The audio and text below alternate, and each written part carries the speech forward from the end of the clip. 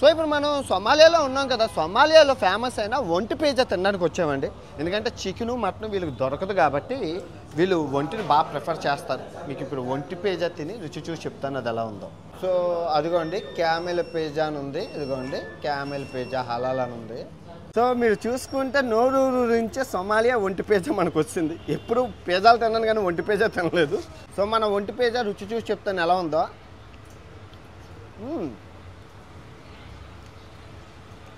ఒంటి మాంసం ఎలా ఉంటుందంటే మనకి పెరుగులోని అల్పాకని తిన్న ఒంటిలాగా ఉంటుంది, ఒంటి కాదు. మేకలాగా ఉంటుంది, మేక కాదు. కొంచెం ఒంటికి మేకకి మధ్యస్థంగా ఉంటుంది.